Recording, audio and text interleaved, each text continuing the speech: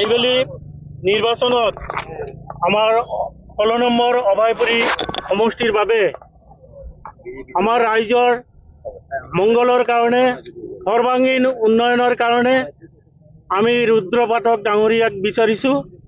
তেখেত ৰাইজৰ হকে কাম কৰিব। ইমান দিনে আমি ভাল এটা কেণ্ডিডেট পোৱা নাই যে ৰাইজৰ হকে সৰ্বাংগীন উন্নয়নৰ কাৰণে কাম কৰি যায়। তেখেত ইতিমধ্যে বহুত কাম কৰিছে ৰাইজৰ হকে।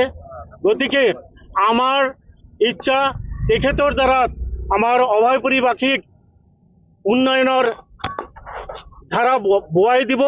আমি সেইকাৰণে এইবেলি ৰুদ্ৰ পাঠক ডাঙৰীয়াক এই 16 নম্বৰ অভয়পুৰী সমষ্টিৰ বাবে আমি বিচাৰিছোঁ। আমাৰ সৰ্বসাধাৰণ ৰাইজৰ মংগলাৰ্থে সৰ্বাংগীন উন্নয়নৰ কাৰণে অভয়পুৰী ইমান দিনে পিছ পৰি আছে, বহুত পিছ পৰি আছে। আমাৰ ইয়াত ভাল এটা কলেজ নাই, ভাল হস্পিটেল নাই। বিভিন্ন ঠাইত অসমৰ ইমূৰে সিমূৰে বহুত উন্নয়ন হৈছে, কিন্তু ভাল এজন কেণ্ডিডেট আমি ইমান দিনে পোৱা নাই কাৰণে আমাৰ অভয়পুৰীবাসী ইমান পিছ পৰি আছোঁ।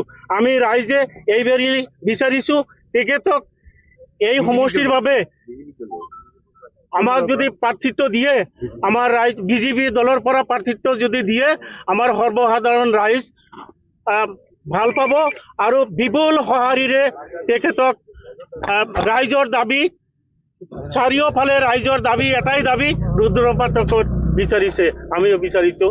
ধন্যবাদ। এইবাৰ বিধানসভা নিৰ্বাচনত 16 নং অভয়পুৰীত যিহেতু বিজেপি দলে প্ৰাৰ্থী দিব আৰু এই বিজেপি দলৰ প্ৰাৰ্থী হিচাপে সমাজকৰ্মী, মৃদুভাষী আৰু সকলোৰে লগত